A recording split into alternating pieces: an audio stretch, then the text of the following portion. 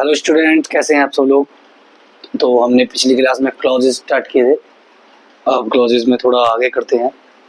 इसमें देखिए, क्लॉजेस में हम चल पड़े हैं रिलेटिव क्लॉजेस की तरफ। एक रिलेटिव क्लॉजेस होता है। रिलेटिव से आप समझ गए होंगे, रिलेट करना किसी चीज़ से, है ना, उसके उसके जैसा होना या उससे संबंधित होना। ठीक है, उससे कुछ ना कुछ कनेक्ट करना एक दूसरे से। तो इसमें a relative clause is a subordinate clause that modify a noun और a noun phrase. A modify clause जो होता है वो एक सबऑर्डिनेट क्लॉज होता है। सबऑर्डिनेट, ठीक है, सबऑर्डिनेट दो चीजों को मिलाने वाला। सबऑर्डिनेट जो करता है दैट मॉडिफाई ए नाउन और ए नाउन फ्रेज, जो कि मॉडिफाई करता है नाउन को या नाउन फ्रेज को, पूरे वाक्य को। ठीक है, it adds up information about the noun in a sentence by using a relative pronoun। ये क्या करता है, ये इंफॉर्मेशन ऐड करता है, सेंटेंस में इंफॉर्मेशन ऐड करता है। किसके बारे में? नाउन के बारे में। ठीक है, किसका यूज करके? रिलेटिव प्रोनाउन का यूज करके। नाउन से ही रिलेटिव जो प्रोनाउन होते हैं उनका यूज करके नाउन के लिए ये इंफॉर्मेशन ऐड करता है उसमें। ठीक है, it has a subject and a verb but can not stand alone. इसका सब्जेक्ट और वर्ब अलग अलग होता है, मतलब सब्जेक्ट और वर्ब आते हैं इसके साथ, लेकिन वो अकेले स्टैंड नहीं करते हैं, अकेले नहीं आते हैं किसी उसमें। ठीक है, as it functions like an adjective by giving more information about a noun, it is sometimes also called an adjective clause. जैसा कि इसके फंक्शन है एडजेक्टिव, गिविंग क्या? गिविंग मोर इंफॉर्मेशन, जो नाउन के लिए ज्यादा इंफॉर्मेशन देते हैं। ठीक है, एडजेक्टिव जो होते हैं, जो विशेषता बताते हैं, वो नाउन के लिए ज्यादा इंफॉर्मेशन देते हैं। It is sometimes also called an adjective clause. इनको कभी कभी एडजेक्टिव क्लॉज भी बोलते हैं। ठीक है, रिलेटिव क्लॉज को। ए relative clause begin with A relative pronoun. Relative clause जो होंगे वो किससे शुरू होंगे? उसके रिलेटिव, उसके प्रोनाउन से स्टार्ट होंगे। ठीक है, उससे रिलेट करते हुए प्रोनाउन से। जैसे कि who, that, which, whose, where और when. Who, that, which, whose, where और व्हेन। बिगिन्स यानी शुरू करना, स्टार्ट होना, इनसे स्टार्ट होंगे ये। ठीक है, अब देखिए एग्जांपल से समझते हैं। This is the house that was built by my grandfather many years ago। This is the house, ये वो घर है जिसे, that was या जो कि, that was built by my grandfather, जो कि मेरे ग्रैंडफादर ने बनाया था, many years ago, बहुत साल पहले। ठीक है, this is the house that आ गया, देखो ये रहा that आ गया। ठीक है, ये रिलेटिव प्रोनाउन है। ठीक है, यहाँ पर दैट आ रहा है, that was built my grandfather. इतना जो क्लॉज है वो क्या है? वो है रिलेटिव क्लॉज। ठीक है, relative clause. This is the house, house भी है, और देखो that was built my grandfather many years ago. ये खासियत भी बता रहा है घर की, जो बहुत साल पहले बनाया था। किसने बनाया था? ग्रैंडफादर ने। ठीक है, उसके घर के बारे में बता रहा है। Second is we need someone who can lead the group to its goal। हमें कोई ऐसा चाहिए, someone, हमें कोई ऐसा चाहिए जो लीड कर सके हमारे ग्रुप को गोल तक पहुंचाने के लिए। ठीक है, गोल मतलब होता है लक्ष्य। जो चीज आपने पानी होती है उसके, एक क्रिकेट का ही मान लो या फुटबॉल का मान लो, चलो। ठीक है, फुटबॉल में गोल करना होता है, दूसरे पाले में बॉल ले जानी होती है ना। तो ये कह रहा, we need someone who can lead the group. हमारी जो टीम है, हमें कोई ऐसा चाहिए जो हमारी टीम को लीड कर सके, लाइक कैप्टन की तरह, या कोई कोच हो जो हमें लीड कर सके, है ना, हमारे लक्ष्य तक पहुंचने के लिए। अगर किसी फुटबॉल टीम का कोच अच्छा होगा तो गोल करने में आसानी होगी, तो वो अपने एक्सपीरियंस के साथ उन्हें बताएगा, है ना। इसी तरह से हमें, जैसे कि आप जॉब वॉब करने के लिए तैयार हो, पढ़ाई वढ़ाई पूरी हो गई है, ठीक है, यहाँ तो ग्रुप आ रहा है, ये अकेले के लिए बता रहा हूँ मैं। तो कोई ना कोई ऐसे चाहिए होता है आपको जो आपको सही दिशा बताए। गोल क्या हो गया आपका, जॉब पाना या अच्छा वो करना है ना उसके पढ़ाई के बाद, तो आपको कोई ऐसा चाहिए होता है जो सही लीड करे आपको, यानी सही बात बताए कि तुझे अब इसके बाद ऐसा करना है, ऐसा करना है, ताकि आप अपने गोल तक पहुंचो। ठीक है, हु कैन आ गया, हु आ गया इसमें रिलेटिव प्रोनाउन। ये हु से स्टार्ट हो रहे हैं, ये रिलेटिव क्लॉज हैं। स्टार्ट ये मत कहना कि तो दिस वी और जेंट्स हो रहे हैं, ये तो सेंटेंस है। इसके अंदर जो रिलेटिव प्रोनाउन है, वो रिलेटिव क्लॉज है, वो ये है। ठीक है, who can lead the group to its goal, who can lead the group, ये रहा जो ग्रुप को लीड कर सके। ठीक है, ये रिलेटिव है, इससे किससे हो गया, वी नीड समवन, कौन चाहिए, है ना, समवन की जरूरत है, किसकी, तो ये रिलेट कर रहा है ना इससे, एक लीड करने, ग्रुप को लीड करने वाले की। तीसरा देखो, Jane who is French has joined our school today. Jane जो कि फ्रेंच है, फ्रेंच मतलब फ्रांस की रहने वाली है या रहने वाला है, जेन दोनों के नाम हो सकते हैं। जेन जो कि एक फ्रेंच है, जैसे हम इंडिया वालों को इंडियन बोलते हैं, फ्रांस वालों को फ्रेंच बोलते हैं। जेन जो कि एक फ्रेंच है, has joined our school today, उसने आज हमारा स्कूल ज्वाइन किया है ना, आज से उसने हमारा स्कूल ज्वाइन कर लिया है। जेन हु इज फ्रेंच, जो कि फ्रेंच है, ये रहा, ये है रिलेटिव। कितना रिलेटिव क्लॉज है, किससे रिलेट कर रहा है, जेन से। जेन ही तो है जो कि फ्रेंच है ना, और जिसने हमारा स्कूल ज्वाइन किया है आज। ठीक है, ये था, ये है आपका रिलेटिव क्लॉज। रिलेटिव क्लॉज जो है वो वहां आते हैं जहां पर आपको नाउन और नाउन फ्रेज को मॉडिफाई करना होता है। ठीक है, नाउन या नाउन फ्रेज को मॉडिफाई करना होता है, इसमें इंफॉर्मेशन डाली जाती है, इंफॉर्मेशन ऐड की जाती है। ये इंफॉर्मेशन ही तो थी। ठीक है, हाउस की इंफॉर्मेशन थी, माय ग्रैंडफादर।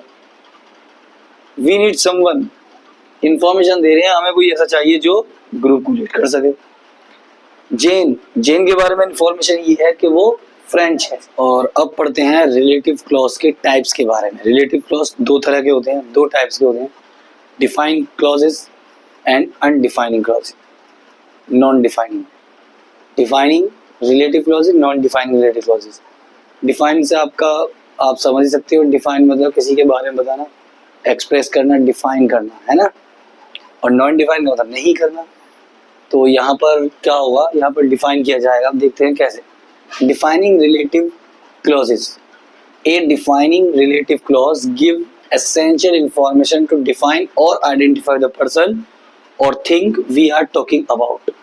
ये कह रहा है, इसमें बताते हैं कि एक डिफाइनिंग रिलेटिव क्लॉज जो होता है वो इंफॉर्मेशन देता है, वो इंफॉर्मेशन देता है क्या, डिफाइन करने के लिए या आइडेंटिफाई करने के लिए उस पर्सन या उस चीज को जिसके बारे में बात हो रही है। ठीक है, उस पर्सन को या उस चीज को डिफाइन करने के लिए जिसके बारे में बात हो रही है, वो इंफॉर्मेशन देता है रिलेटिव क्लॉज, यानी पूरा कहें तो डिफाइनिंग रिलेटिव क्लॉज। अगर कोई रिलेटिव क्लॉज किसी इंसान या किसी पर्सन या चीज के बारे में जिसके बारे में बात हो रही है उसकी जानकारी दे, उसे बोलेंगे डिफाइन रिलेटिव क्लॉज, क्योंकि वो उस इंसान के बारे में, उस चीज के बारे में डिफाइन कर रहा है, उसे क्या है, कैसे है ना, डिफाइन कर रहा है। It consist of relative pronoun. Relative pronoun में क्या आते हैं, who, whom, which, whoever, whomever, whichever, है ना, और that, a verb and a subject और object of a verb. It consist of a relative pronoun. ये क्या करता है, रिलेटिव प्रोनाउन को कंसिस्ट करता है, उसके साथ काम करने के लिए यूज करता है। कंसिस्ट करता है किसके लिए, a verb and a subject और subject of a verb, verb और एक सब्जेक्ट के लिए या वर्ब के ऑब्जेक्ट के लिए। ठीक है, commas are not use, comma use नहीं होंगे इसमें, डायरेक्ट सेंटेंस लिखा जाएगा। To separate a defined relative clause from the rest of the sentence, यानी डिफाइंड रिलेटिव क्लॉज को अलग दिखाने के लिए, अलग से दिखाने के लिए कोई कॉमा का यूज नहीं किया जाएगा, है ना, पूरे सेंटेंस को ऐसे ही लिखा जाएगा बिना कॉमा के। सेपरेट करेंगे तो ये करेंगे, वो, वॉम, ये लगाकर कर देंगे सेपरेट जो करेंगे। एग्जाम्पल के लिए देखते हैं डिफाइनिंग रिलेटिव क्लॉज को। The man who announcing is the chairman of the school. Who announcing, the man, person आ गया द मैन। अब इसको डिफाइन करेंगे जैसा ऊपर लिखा हुआ था, इसको डिफाइन करेंगे, ठीक है। कैसे करेंगे उसको डिफाइन करेंगे, कुछ इंफॉर्मेशन देके उसके बारे में। The man who announcing is the chairman of the school, है ना। हु अनाउंसिंग, हु अनाउंसिंग, जो अनाउंस कर रहा है, मतलब जो माइक पे खड़ा होगा, स्टेज पे खड़ा होगा, वो कौन है? Chairman of the school, school का चेयरमैन। मैन के बारे में इंफॉर्मेशन दे दी। दो इंफॉर्मेशन एक तरह से देखा जाए तो, एसेंशियल इंफॉर्मेशन, हु अनाउंसिंग, एक आदमी है जो अनाउंस कर रहा है। आदमी तो बहुत सारे होंगे, इंसान तो बहुत सारे होंगे, जो बैठे भी होंगे, है ना। इसके बारे में जो इंफॉर्मेशन दी है, अनाउंसिंग करने वाला इंसान जो अनाउंसिंग कर रहा है, कौन है वो? चेयरमैन ऑफ द स्कूल, ठीक है, स्कूल का, पूरे स्कूल का chairman. The dish that I order was delicious. The dish that आ गया, दैट आई ऑर्डर्ड, कितना, यह है डिफाइनिंग क्लॉज। डिफाइन किस चीज से हो रहा है? इसी से तो रहा, दैट आई क्लॉज, ऑर्डर से, चीज के बारे में हो रहा है, थिंग्स आ गया। एक डिश है, रेस्टोरेंट में बैठा हुआ या होटल में होगा, एक डिश है जिसे ऑर्डर किया गया था, बहुत स्वादिष्ट थी, डिलीशियस थी, that I order. Essential information जो ऑर्डर करी है। हु इज अनाउंसिंग, ये भी एसेंशियल इंफॉर्मेशन, यानी डिफाइन रिलेटिव क्लॉज, ये डिफाइन कर रहा है ना। The reason why I came here today is not important. Why I came here today, इतना देखो, ये इंफॉर्मेशन दे रहा। The reason why I came here today is not important, मैं आज यहाँ जो आया हूँ उसका कारण, मेरे आज यहाँ आने का कारण जरूरी नहीं है ना। कारण, जिस कारण की वजह से मैं, कई तरह से बोल सकते हैं ना किसी एक बात को, जिस कारण की वजह से मैं यहाँ आया हूँ वो इम्पोर्टेंट नहीं है, किसी खास वजह से नहीं आया, सीधा सीधा कहते हैं वाई आई केम हियर, ये है छोटा सा, ठीक है। Next one is I haven't read that book, मैंने वो बुक नहीं पढ़ी है। Which you were talking about, जिसके बारे में तुमने बात की थी या जिसके बारे में तुम बता रहे थे। टॉकिंग बता भी रहा होगा, बात करते करते, है ना, जिसके बारे में तुम बता रहे थे। टॉकिंग आईएनजी लग रहा है, वर लग रहा थे, रहे थे, है ना। मैंने आई हैवंट रीड, मैंने वह बुक नहीं पढ़ी है जिसके बारे में तुम मुझे बता रहे थे। विच आ गया, which you were talking about, ठीक है, जिसके बारे में तुम बता रहे थे। बुक हो गई, बुक को डिफाइन कर दिया छोटी सी इंफॉर्मेशन देकर। बुक कौन सी है जिसके बारे में उसने बताया था, वो वाली बुक, इंफॉर्मेशन हो गई ना, ये है। तो ये है डिफाइनिंग रिलेटिव क्लॉज। और रिलेटिव क्लॉज का दूसरा टाइप है non defining clause, relative clause. इससे पहले डिफाइनिंग रिलेटिव क्लॉज पढ़ा था, अब नॉन डिफाइनिंग रिलेटिव क्लॉज है, ठीक है। इसमें क्या है, इन non defining relative clause used to provide non essential but interesting information. Non defining relative clause में नॉन एसेंशियल इंफॉर्मेशन होती है ना, जो ज़्यादा महत्वपूर्ण नहीं होती लेकिन इंटरेस्टेड होती है, ठीक है, रोमांच या रोचक होती है, जिसपे सुनकर देखकर इंफॉर्मेशन को अच्छा लगे या अलग चीज मिलती है हमें देखने को, ठीक है। Just like a defining relative clause, in non defining relative clause also consist of a relative pronoun. Defining clause की तरह नॉन डिफाइनिंग रिलेटिव क्लॉज में भी प्रोनाउन जो होता है वो क्या करता है, कंसिस्ट ए रिलेटिव प्रोनाउन, एक रिलेटिव प्रोनाउन को कंसिस्ट करता है, मतलब हु, वॉम, विच, हूएवर, ये चीजें कंसिस्ट करता है, आती हैं उसमें डिफाइन करने के लिए, ठीक है। A verb and a subject और object of a verb, commas are always used, comma जो है वो हमेशा यूज होंगे नॉन डिफाइनिंग रिलेटिव क्लॉज को सेपरेट करने के लिए फ्रॉम द मेन सेंटेंस, यानी रेस्ट ऑफ बाकी बचे सेंटेंस से। अब देखिए, वैसे इसमें एक से ज्यादा बार कॉमा आएगा, देखते हैं। Michael Jackson whose middle name was Joseph was called the king of pop. हम जानते हैं माइकल जैक्सन था, उसे किंग ऑफ पॉप बोलते थे, लेकिन इंटरेस्टिंग इंफॉर्मेशन क्या है, whose middle name was Joseph. हम सबको पता था कि उसका नाम है माइकल जैक्सन, पूरा नाम है Michael Joseph Jackson, middle name यानी मिडिल में ये आएगा जोसेफ, है ना। तो ये इंटरेस्टिंग इंफॉर्मेशन हुई।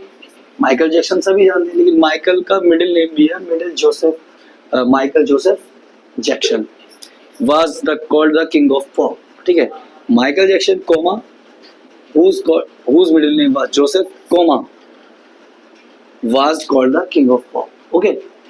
दूसरा, Steve's mother, who lives in Scotland, has 3 grandchildren. Steve की माता जो है वो कहाँ रहती है? स्कॉटलैंड में। उनके कितने ग्रैंडचिल्ड्रन हैं? 3।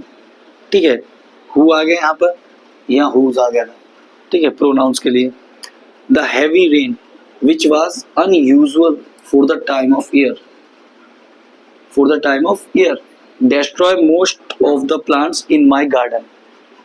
ठीक है, heavy rain की बात होती है, heavy rain की बात हो रही है, heavy rain which was unusual of the time of year, जो कि उस साल की अनयूजुअल तरीके से बरस रही थी। कभी कभी बारिश इतनी होती है कि बहुत ज्यादा हो जाती है, बरसती रहती है उस साल, है ना। कहते हैं ना, इस साल इतनी बारिश हुई, इस साल इतने सेंटीमीटर इतने इंच बारिश हुई, ऐसे। उसने क्या किया, हैवी रेन ने क्या किया, जो साल में अनयूजुअल तरीके से बरसी थी, destroy most of the plants in my garden, मेरे गार्डन के ज्यादातर, मोस्ट मतलब ज्यादातर, मोस्ट ऑफ द प्लांट ज्यादातर प्लांट पौधे डिस्ट्रॉय कर दिए। डिस्ट्रॉय मतलब खत्म कर देना, बर्बाद हो जाना। भाई ज्यादा पानी भी पौधों के लिए ठीक नहीं होता ना, टाइम से मिले, सही मात्रा में मिले, बारिश होती रहेगी, पौधे भीगते रहेंगे तो मिट्टी पकड़ फिर बना नहीं पाती है ना, तो पौधे बेकार हो जाते हैं। ठीक है ना। द हैवी रेन विच, इसमें विच आ गया, प्रोनाउंस का यूज हुआ, was unusual for the time of year. तो इंटरेस्टिंग इंफॉर्मेशन दिखा रहे हैं इसमें, है ना। ज्यादा बारिश भी, साल में ज्यादा बारिश होना भी पौधों को नुकसान पहुंचाती है, इस तरह की। ठीक है, तो आज हमने रिलेटिव क्लॉजेस के टाइप्स पढ़े हैं, डिफाइनिंग क्लॉज और नॉन डिफाइनिंग क्लॉज। ठीक है, आज के लिए इतना ही। तो कीजिए इसे, प्रैक्टिस कीजिए, अगली क्लास में मिलेंगे